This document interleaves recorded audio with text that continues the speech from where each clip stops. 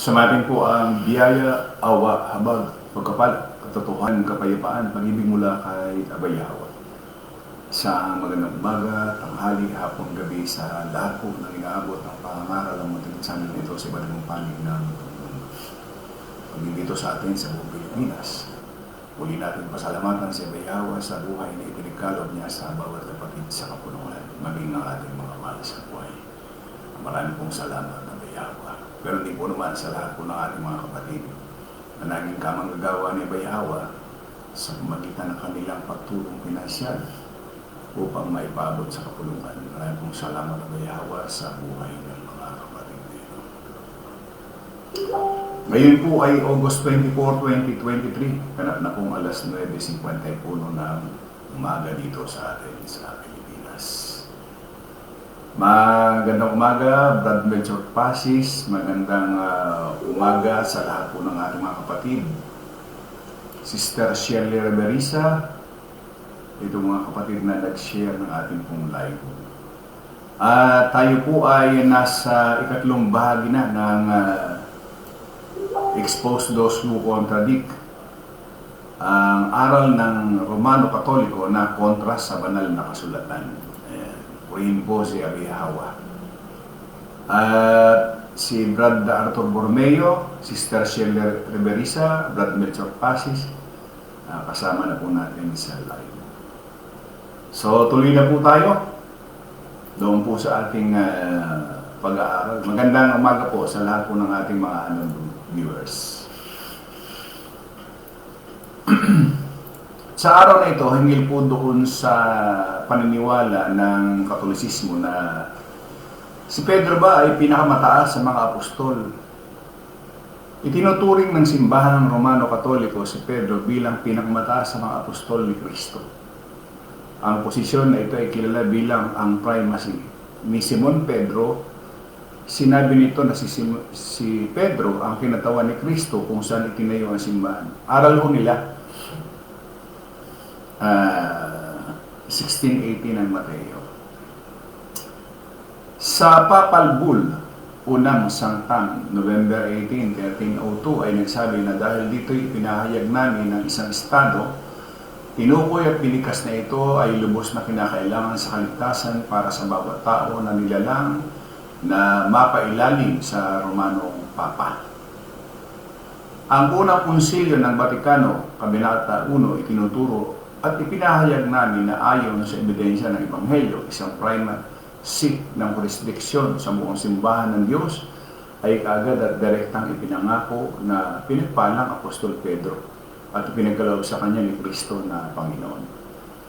Ang unang konseho ng Vatikano, Kabanata 3, ay nagsasaad na at sa gayon, suportado ng malinaw na saksi ng banal na kasulatan at pagsunod sa hayag at tahasang pagbaba pareho sa ating mga hinalingan sa Romanong Papa at ang mga pangkalahatang konseho muli nating ipinahayag ang kahulugan ng Economical Konseho ng Florence na dapat paniwalaan ng lahat ng tapat na Kristiyano.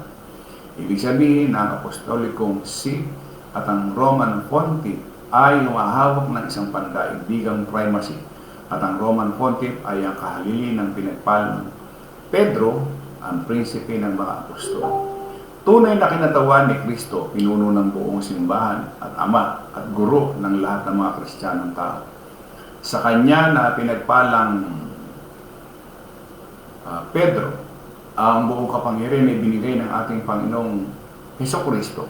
Aral ho nila ito upang pangasawaan, pamunuan at pamahalaan ng universal na simbahan. Ang lahat ng ito ay matatagpuan sa mga gawa ng konsehong economical at mga sagradong kanon. Totoo ba na iginigiit ng simbahang Katoliko tungkol kay Pedro? Kung gayon, dapat nating makita ang gayong kataas-taasan kapangyarihan sa katawan ni Pedro. Inihayag sa kasulatan ang lugar kung saan dapat patunayan ang espiritual na katotohanan. Sa kasamaang palad, wala tayong nakitang kataas-taasang kapangyarihan ni Pedro sa kasulatan. Suriin natin ang sinasabi ng kasulatan patungkol o tumutukoy kay Pedro. Mateo 16:18-19. At sinabi ko naman sa iyo na ikaw ay Pedro at sa ibabaw ng batong ito ay tatayo ko ang aking kapulungan. At ang pintuan ng Hades ay hindi mananaig dito. 19, ibibigay ko sa iyo ang mga susi ng kaharian ng langit at anumang iyong talian sa lupa ay tatalian sa langit. At anumang iyong kalagan sa lupa ay kakalagan sa langit. Sinasabi ng simbahang Romano Katoliko na dito ay pinagkalooban ni Yahweh ng otoridad si Pedro dahil si Pedro ang batong pinagtatayuan ng simbahan. Yan. Si Pedro ba ang batong pinagtatayuan ng kapulungan? Kung saan makikita natin na si Pedro ay hindi ang batong iyon.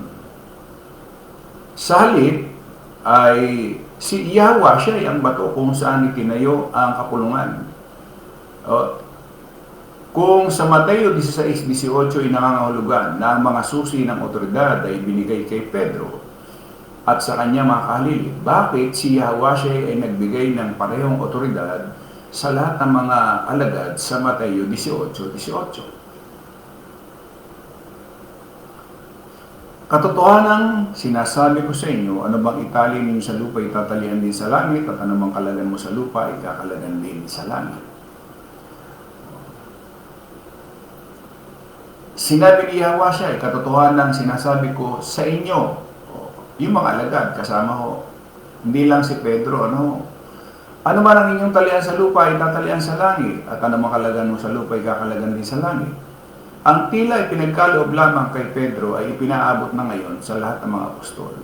Sa makatwid, kung si Pedro ang maging pinakamataas na kahalili ni Kristo, na may mga susi sa kaharian upang makapagbigkis at magkalad, bakit ito ang parehong karapatan na ibinigay din sa ibang mga alagad? Kung si Pedro ang pinakamataas sa mga apostol, hindi natin ito may hinuha sa mga talatang ito. Galacia 2:7. Ngunit, sa kabaligtaran, yamang ipinagkatiwala sa akin ng Ebanghelyo sa mga di tuli, gaya ni Pedro sa mga tuli. So, makikita natin na si Pedro ay apostol sa mga Hudyo at si Pablo ay apostol sa mga Hintil. Kung si Pedro ang papa sa buong kapulungan, bakit siya ipinalaga ni Abayhawa na isang apostol sa mga Hudyo at hindi ang mga Hintil na kinabibilangan ng buong kapulungan? Tandaan, ang mga Hudyo ay hindi mga Hintil at ang mga Hintil ay hindi mga Hudyo. Maliwanag po yun. Ang kapulungan ay binubuo ng mga Hintil. Siyempre, maraming Hudyo doon sa kapulungan. So maliwanag po dito na yung kanilang aral na si Pedro ang wika, siya ang wika, yung pinakamataas sa mga apostol, ay hindi totoo. Kasi nga, kung titingnan natin, si Pablo, pinagkalooban na itinalaga siya bilang tagapangaral saan? Sa mga Israelita, sa mga hari, at sa mga Hintil. Hindi si Pedro. Si Pedro para doon sa mga Hudyo. So, maliwanag Yan. So, mali na naman. Mali na naman ang Katoliko.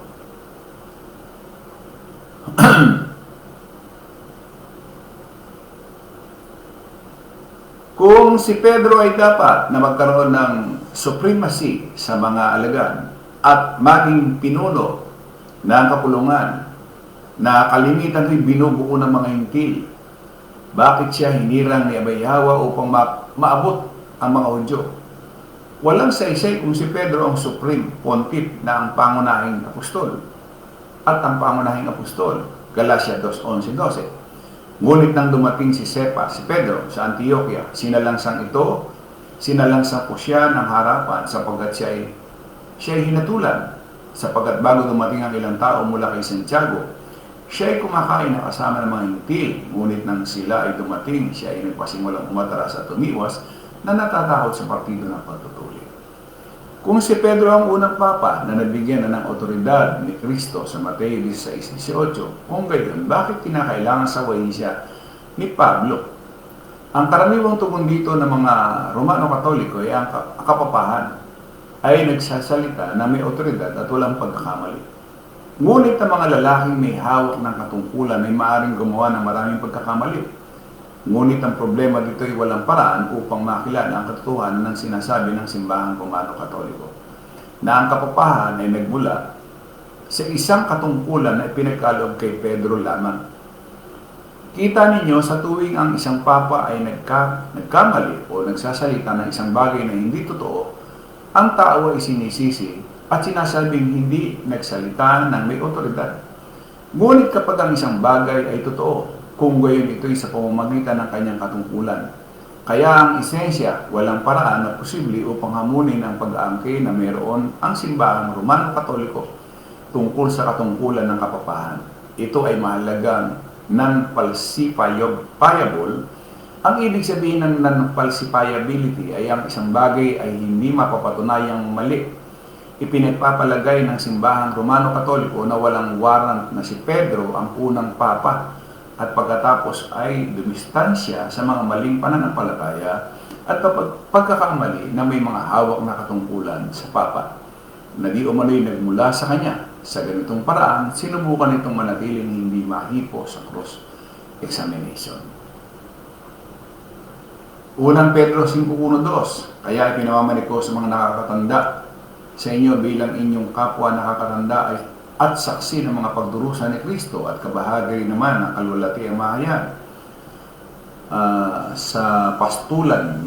Pastulan ninyo ang kawan ng Diyos na nasa gitna ninyo, pagsasagawa ng pangasiwa, hindi sa pangmilit kundi kusang loob, ayon sa kalooban ng Diyos at hindi para sa kanumaldumal na pakinabang kundi may pananabik. Kung si Pedro ang pinakamataas sa mga apostol, bakit sinasabi na siya ay kapwa matanda sa halip na igiit ang kanyang pinakamataas na kapangyarihan?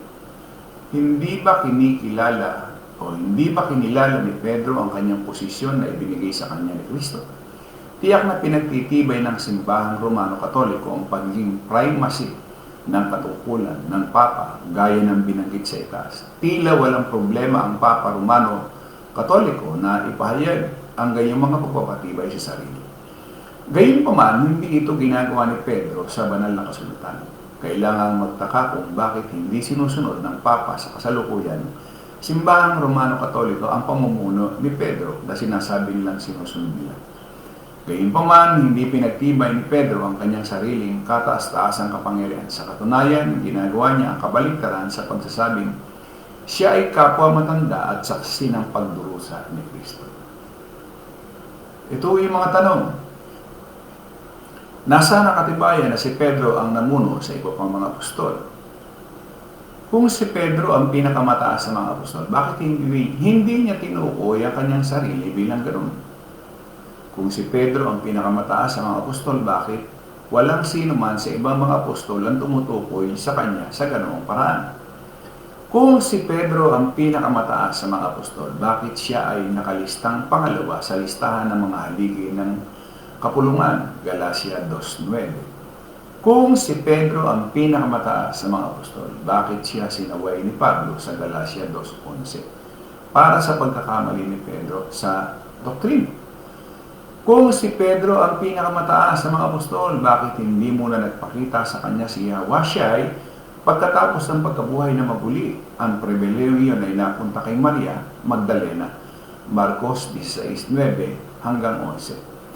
Kung si Pedro ang pinakamataas sa mga apostol, bakit sumulat lamang siya ng 2 aklat? Samantalang si Pablo, ang apostol ng mga hintil, ay 14. Galacia 2:7. Napakaliwanag. So, ibig sabihin lamang, lato noong pinaniniwalaan ng mga Katoliko ay mali. Hindi si Pedro ang pinakamataas sa mga apostol. Di ba? Kung tutuusin nga si Pablo, dapat kung tutuusin lang ha. Pero wala akong ganon. Kumbaga, may kanya-kanya silang pagkakasugo o or gawain. Di ba? Katulad ni Pedro, sinugo siya para sa mga Hudyo. Si Pablo, ang mabigat nga yung kay Pablo, isinugo para doon sa mga Israelita. Kalinsabay ng mga hari at mga hintil. Kasama ko tayo doon. Di ba? So, mali. Ngayon, dito, tingnan natin yung sinasabi nila, si Pedro ba ang batong pinagtatayuan ng kapulungan? Kasi doon sa Mateo 16:18, at sinasabi ko sa iyo na ikaw ay Pedro at simbabaw ng batong ito itatayo ko ang aking kapulungan at ang pintuang daan ng Hades ay hindi manaig dito. Kasi ang ginamit po dyan ay iglesia. Which is maling salin sapagkat yung salitang iglesia, simbahan. Kasi kung ilalagay ho natin sa diwa ng salitang iglesia, itatayo ko ang aking simbahan. Tatayo ko yung aking church. Sala. Kasi sa Greek is ecclesia. So mali. So ang talagang dapat dyan, sinabi ko rin sa iyo na ikaw ay Pedro at sa ibabaw ng batong ito, itatayo ko ang aking kapulungan o assembly at ang mga pinto ang daan ng Hades ay hindi mananaig dito. Yun ang tama. Hindi yung iglesia. Kaya maraming namali dyan eh. Marami yung namali, lahat ng mga relihiyon na gumamit ng salitang iglesia, church, simbahan, namali dyan.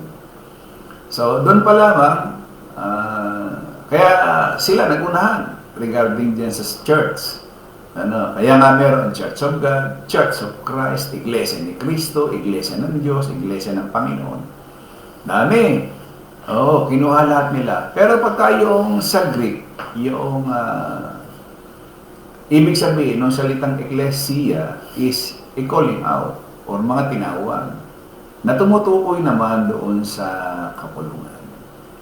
So, ang isang pangalawang natin dyan, si Pedro ba yung bato na pinagtayuan ng kapulungan? Di ba? Tingnan natin. Kasi,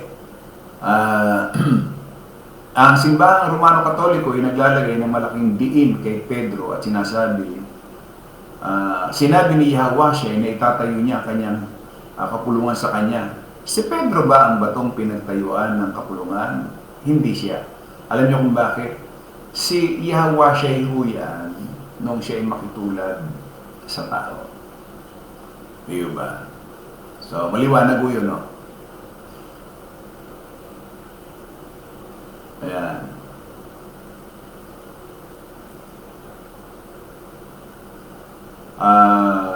Sabi doon sa Catechism of the Catholic Church, ayan, si Simon Pedro ang umahawak sa unang pwesto sa 12. Ipinagkatiwala, aral nila, ipinagkatiwala ni Jesus sa kanya isang natatanging misyon sa pamamagitan ng isang paghayag mula sa Ama. Kasi magkaiba yung Ama, magkaiba yung anak nila. Ipinagtapat ni Pedro, ikaw ang Kristo, ang anak ng Diyos na buhay. Pagkatapos ay pinahayag sa kanya ng ating Panginoon, ikaw ay Pedro, at sa ibabaw ng batong ito, itatayo ko ang aking, sa kanila ito simbahan. At ang mga pintuan ng Hades ay hindi mananaig laban dito. Si Kristo ang buhay na bato. Sa gayon ay tinitiyak sa kanyang simbahan ay itatayo kay Pedro na tagumpay laban sa mga kapangyarihan ng kamatayan. Dahil sa pananampalataya ay pinagtapat niya na si Pedro ay mananatiling hindi matitinag na bato ng simbahan. Ang kanyang misyon ay pananatilihin ang pananampalataya nito sa bawat pagkukulang at palakasin ng kanyang mga kapatid dito. Catechism of the Catholic Church o pahina 552. Sa pamamagitan ng salitang bato, hindi maaaring ibig sabihin ng tagapagligtas ang kanyang sarili, ngunit si Pedro lamang na higit na maliwanag sa Aramaic kung saan ang parehong salita, kepa, ay ginagamit para sa Pedro at bato. Ang kanyang pahayag pagkatapos ay umamin ng isang paliwanag, ibig sabihin na nais niyang gawin. Si Pedro na pinuno ng buong komunidad ang mga naniwala sa kanya bilang mga tunay na Mesiyas na sa pamagitan ng pundasyong ito. Pedro, ang kaharian ni Kristo ay hindi nasusupi na ang espiritual na patnubay ng matatapat na inilagay ng mga kamay sa mga kamay ni Pedro bilang natatanging ginatawan ni Kristo. So talagang nandun ang diin nila na si Pedro ang wika yung bato na pinagtayuan ng kanilang simbahan. Yun ang kanilang aral. Ano? Pero sa kasulatan, iba naman eh. So, yung pagtukoy sa banal na kasulatan kung saan ang simbahan Romano-Katoliko ay nagtangkang patunayan ang posisyon nito, ayun, matatagpuan nga doon sa 1618. Ayan. So, alam na ho natin yun na sinabi ko na sa iyo na ikaw ay Pedro, sa ibabaw ng batong ito itatayo ko. Ayan. So, merong problema ang Katoliko. Una sa lahat, kapag tinignan natin ang Greek ng 1618, ay makikita tayong hindi halata sa English. Ikaw si Pedro or Petros, sa ibabaw ng batong ito, Petra, itatayo ko ang aking kapulungan. Ang pangalang Grego ay may kasarian. Ito'y katulad ng mga salitang Ingles na aktor at actress. Ang una ay panlalaki at ang pangalawa ay pambabae. Gayun din ang salitang Grego na Petros ay panlalaki, ang Petra ay pambabae. Si Pedro, ang lalaki, ay angkop na tinutukoy bilang Petros. Ngunit sinabi ni Yahweh na ang batong itatayo niya sa kanyang kapulungan ay hindi ang panlalaking Petros, kundi ang pambabae na Petra. So, hayaan natin ilarawan sa pamagitan ng paggamit ng mga salitang artista at actress. Ikaw ang artista, and with this actress, I will make my movie. Nakita ba na napaka-influensya ang kasarian kung paano naintindihan ng isang pangungusap? Hindi sinabi ni Yahweh na ang kapulungan ay itatayo kay Pedro, kundi sa iba pang bagay. Kung gayon, ang tinutukoy na Petra ay pangalang pambabae. Ang pambabae na Petra ay lumilitaw na 4 na beses sa Greek New Testament. 16:18 ng Mateo, Mateo 27:60. Ito yung at inilagay sa sarili niyang bagong libingan na kanyang hinukay na bato. Yun. At iginulong niya ang isang malaking bato sa bukanan ng libingan na umalis. Pinangawa natin.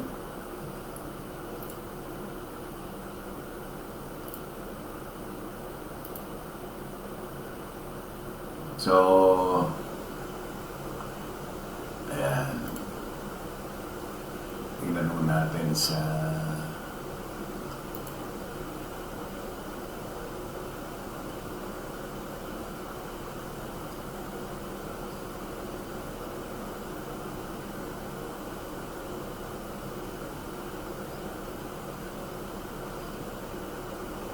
So, ang nakalagay ho doon sa Greek, yung rock is Petra. Hindi Petros Petra. Feminine and the same as G4, T74. A mass of rock, literally or figuratively, rock. Magkaiba yung Petro at Petra.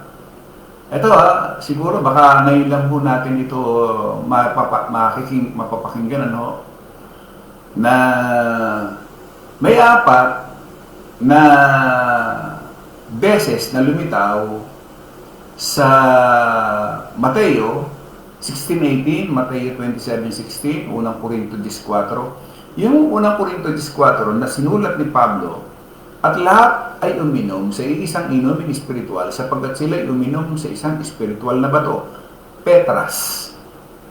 Hindi ho Petro Petras, na sumunod sa kanila at ang bato. Petras ay si Kristo. So, magkaiba. Magkaiba yung Petro, Petros, at Petras. Na, unang Pedro 2:8, na nagsasalita tungkol kay Yahweh, siya ay nagsasabi na siya ay isang bato ng pagkatisod at isang bato, Petra, ng pagkakasala sapagkat sila'y natitisod dahil sila'y masuwain sa salita at sa kapahamakang ito'y itinalaga rin sila. Malinaw nating makikita sa tatlong iba pang paggamit ng salitang Grego na Petra, nominative, singular, Petras. Sa unang Korinto 14 ay genitive, singular. Makikita natin na itong tinutukoy bilang isang malaking di natitinag na masa ng bato kung saan ang isang libingan ay inukit. Mateo 27:60. At sa pagtukoy kay Yahweh o doon sa Kristo, unang Korinto 14 o unang Pedro 2:8. Pansinin na si Pedro mismo sa huling talata ay tinutukoy si Petra bilang si Yahweh. Kung ginamit ni Pedro ang salita bilang pagtukoy kay Yahweh, hindi ba dapat? Di ba? Maaaring ngayon lang natin napakinggan itong bagay na ito sapagkat pagka hindi mo tinignan doon sa Greek, basta, halimbawa, kung sa English mo lamang at wala doon sa Strong or Concordance, nakikita mo parehas lang. Pero may pagkakaiba. Kaya ang tinutukoy na Petra or Petras ay walang iba kundi si Yahweh siya. Ano? Ngayon,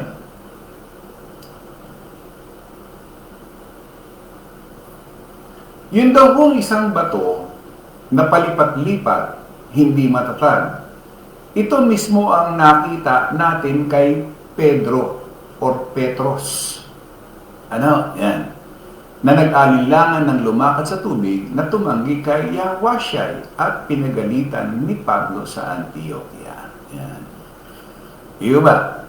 Ngayon, Mateo 14:29-30, bumaba si Pedro sa bangka, lumakad sa ibabaw ng tubig, lumapit kay Yahweh. Natapat pagkakita niya sa hangin, natakot siya at nang magpasimulang lubog ay sumigaw na nagsasabi, Panginoon, iligtas mo. Tingnan ninyo ho yung lohika rito. Ano?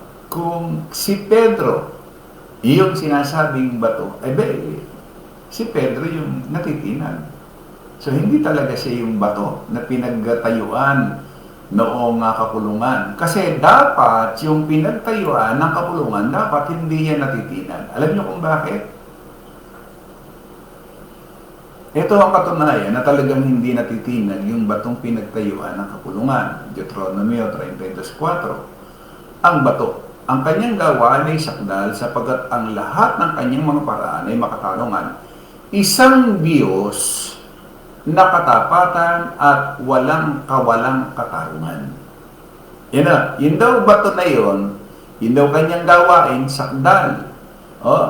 Lahat ng kanyang mga paraan ay makatarungan. Isang Diyos ng katapatan at walang kawalang katarungan.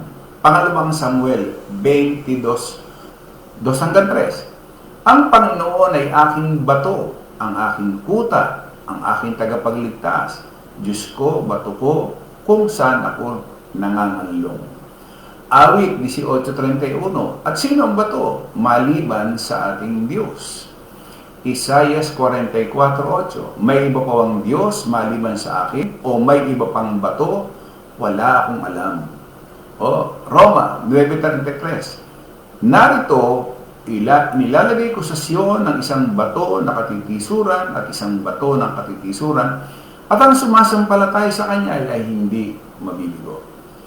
Dapat malinaw sa salita ni Yahweh na ang batong tinutukoy ni Yahweh ay hindi si Pedro kundi ang kanyang sarili. Laki ng pagkakamali ng Katoliko sa kanilang mga halal. No. So, hindi si Pedro, kundi si Yahweh. Kasi siya ho yung Diyos na nakitulan. Kumbaga, hindi dapat matinag yung bato na yun at pinagtayuan ng kapulungan. Tatandaan natin, ang itinayo niya ay kapulungan, hindi iglesia, simbahan.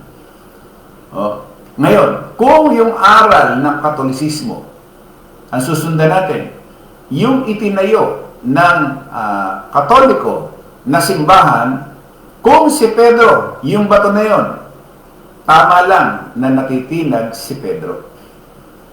Hindi yan yung bato ng kasulatan. Kung sinasabi nila, pero mali ho eh. Iba yung nasa kasulatan. No? So, ginaya ito ng lahat ng mga relihiyon na gumamit ng salitang iglesia. Ang Iglesia ni Cristo, ABB, pati Adventista, gumamit din yan ng Mateo 16:18 na yan.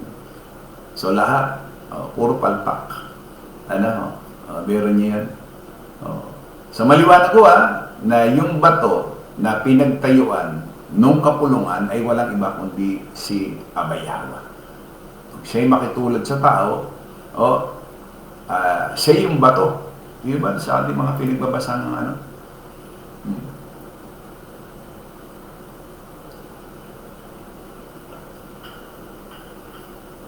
Sa talatang 2, sa simula ng artikulong ito, sinabi ng simbahang Romano-Katoliko na ang bato ay hindi maaaring tumukoy kay Yahweh kundi si Pedro lamang. Gaya ng mas maliwanag sa Aramaic kung saan ang parehong salita, kepa, ay ginamit para sa Peter at bato. Ang problema, yung teksto ay hindi sa Aramaic, kundi sa Grego. Kasi may pambulag sila Nagsasalita di umano na sa Aramaic. Hindi Greek ko yung pagkakasalin dyan. Dahil wala tayong Aramaic text, hindi nararapat na tukuyin ito bilang patunay na posisyon ng Romano-Katoliko. Kailangan nating tanungin ang ating sarili kung bakit gagamitin ng simbahang Romano-Katoliko ang isang bagay na wala tayo. Ang tekstong Aramaic, dahil ba ang kanilang argumento ay hindi suportado ng Grego, kaya dapat silang maghinuha ng isang bagay mula sa tekstong hindi natin taglay. Higit pa rito sa Juan 1:42 ay sinasabi, dinala niya siya kay Yahweh. Tinignan siya ni Yahweh at sinabi, ikaw, si Simon na anak ni Juan, tatawagin kang Cephas na kung saan ay Pedro. Ang salitang Peter o Pedro dito ay Petros, hindi Petra. Ito ay ginagamit upang ipaliwanag ang Aramaic Kephas na hindi isang pangalan sa Aramaic. Maliban sa 1:42 kung saan ito ay ginagamit upang ipaliwanag ang Aramaic Kephas, ang Petros ay ginagamit lamang bilang pangalan para kay Simon Pedro. Sinusuportahan ng pagsasali ng pananaw na ang Kephas ay hindi isang wastong pangalan dahil ang isa ay hindi karaniwang nagsasalin ng mga wastong pangalan. Si Yahweh o yung Kristo ang batong pinagtatayuan ng kapulungan. Ang katotohanan ay ang tanging pundasyon ay si Yahweh, ang tanging bato ng katotohanan. Tayo bilang kanyang tinubos ay kailangan ituon ang ating mga mata sa kanya. Hindi tayo dapat tumingin sa iba bilang pundasyon o pinagmulan. Kaya hindi tayo Iglesia ni Cristo, hindi tayo ang dating daan, hindi tayo Katoliko, Muslim, Adventista, Jehovah's Witnesses. Hindi. Nakatuon ang ating pansin kay Abayawa. Bakit? Siya kasi yung pundasyon, pinagmulan o pag-asa kung saan itinayo ang kapulungan. Ang kapulungan na itinayo kay Abayawa, hindi kay Pedro. Bakit? Unang Korinto 3:11, sapagkat walang sino mang makapaglalagay ng pundasyon maliban sa itinatag na si Yahweh siya. Pero maliwanag yung ating naging aral sa umaga po ito. Ano po mga kapatid?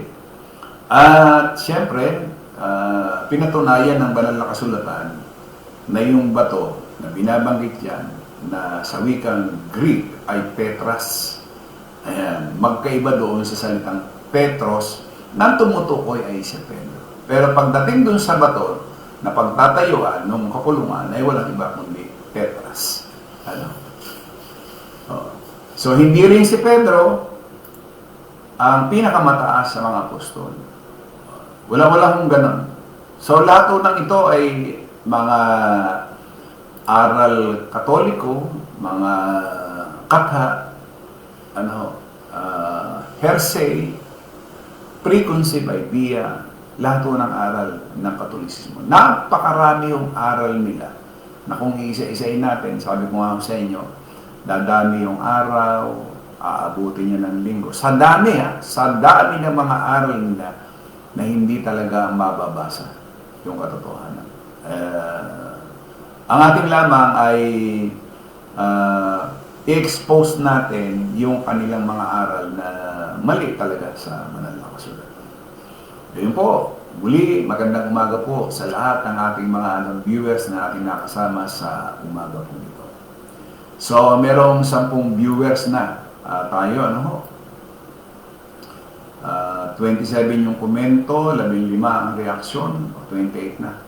Magandang umaga, Sister Loren Paulan Fernandez, Sister Shirley Reveriza, Brad Jason Gonzalez, Sister Lori Calderon, Sister Cecile Manyoso, Sister Vivian Bando Humana, Lolita Corsiga, Brad Emiliano Umali Jr., Lori Calderon, Rosly Bandojo, Sister Chris De La Cosquin, Brad Arthur Borromeo. Ano po kayang kahulugan ng salitang Papa? Di ba yung Papa, di ba Father ho yan? Kaya nga, di ba ang tawag sa mga kaparian is Father, Pope, di ba? Pagka tinagalog mo, Papa, di ba ang Papa is Father? Yan.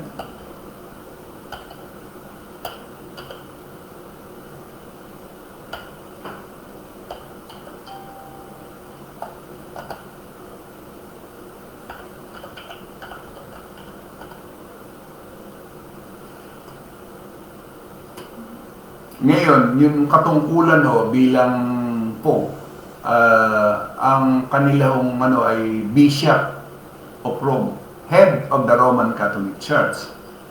Ayan. So, pag sinabi yung Pope is Father, yan ang ibig sabihin. Kaya nga, Papa, Pope or Father. Hindi lamang ito pangalan noong Supreme Pontiff. Kasi yung Pope is a Scottish surname breaking boundaries as a standard out personal name for boys. Yun yung Pope ay galing sa Latin Papa, meaning Father. Ito ay binibigay sa lahat ng mga respected clergy members. So, ibig sabihin lamang, sa Greek ho yan is papas, na ang meaning din ho ay father. Yan ang ibig sabihin ho nun. Yun, Brad Arthur Borromeo.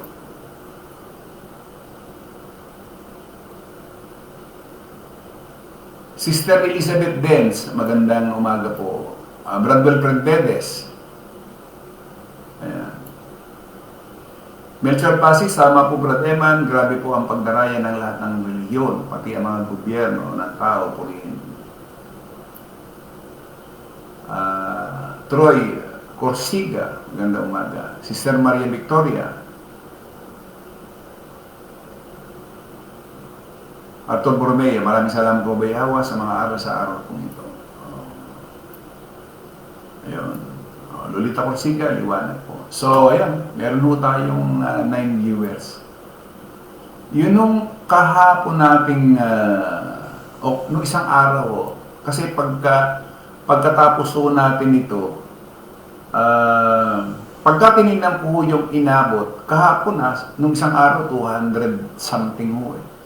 Pero dito sa atin, sa live na ito, siyam lamang yung nakita natin na viewers, siyam.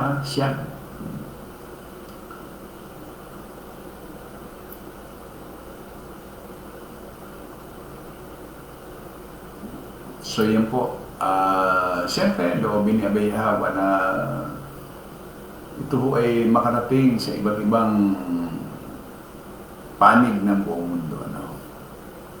At abangan natin yung ating pinali. Napakarami ho niyan, kaya lang, siyempre, tatapusin natin sila ng mas maaga kasi makikita naman natin na lahat ng kanilang mga aral ay puro inimbento. Puro mga sariling paliwanag. Arthur Borromeo, nilapastangan po pala nila si Abay Yahawa dahil sinabi niya huwag patawag na ama. Lahat ho yan. Lahat ho yan mga kaparean na yan. Lahat ho nung sinasabi niya, kinokontra. Kinontra ng mga relihiyon. Lahat ng relihiyon. Kontra sila doon sa lahat ng sinasabi. Halimbawa, katulad ng sinasabi ni Abay Yahawa, huwag kayong magkakaroon ng ibang Diyos maliban sa akin. So lahat siya, kinontra yan. Lahat ng reliyon, may kanya-kanyang Diyos. Sinabi niya, huwag kayong magkakaroon ng ibang Diyos maliban sa akin. Di ba, kinontra na. Huwag kayong gagawa para sa inyo ng mga larawang inanyuan. Ayan. Ano ba ang ginawa nila? Ayan. Nagsagawa ng mga larawan. So lahat kontra.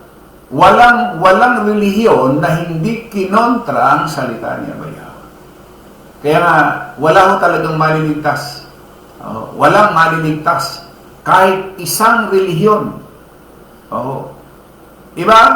Doon sa Exodo 20, maliwanag ko doon ang sinasabi niya, huwag kayong magkakaroon ng ibang Diyos. Maliban sa akin. Iba-iba yung Diyos nila. So doon pa lamang, kita na natin na talagang walang maliligtas na mga relihiyon. Salamat din, Sister Lolita Corsica, Sister Chris de la Cruz King. Salamat. And then, sa mga kapatid natin na mga nag-share, maraming salamat po. Brad Troy Rubia, Sister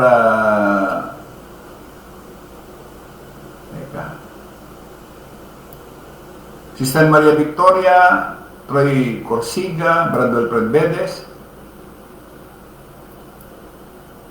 Joel Suela, Chris de la Cruz Kim, Rosly Bandojo, Sister Lolita Corsiga, Brad Emiliano Umali, si Brad Jason Gonzalez, Sister Lauren Paulan, Sister Shirley Reveriza, Brad Melchor Pasis. Ayan po, lahat po itong mga kapatid na ito yung nag-share ng ating Facebook Live. Magandang umaga, Brad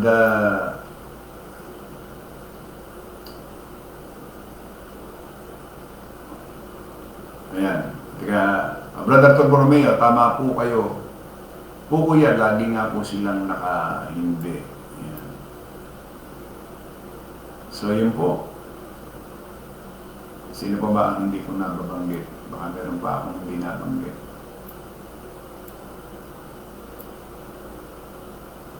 Ayan. So, wala na po. Naging 10 viewers na lang. 15 yung reaction. Magandang umaga, Brad Rodelio Nava. Baka naka-monitor lang si Brad. So, you know.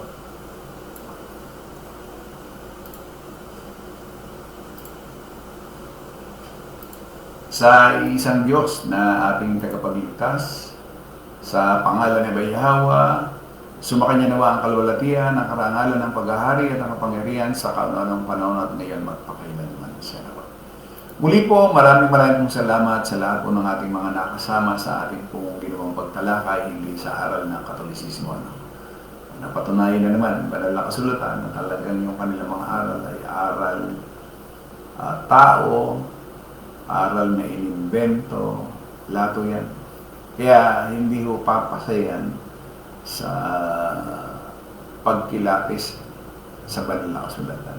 Muli po, ingatan, gabayan, pagpalain po tayo ni Abay Yahawa sa lahat po ng ating gagawin sa bawat segundo, minuto, oras na ating pong ilalagi sa mundong ito. Maraming pong salamat. Magandang umaga po sa ating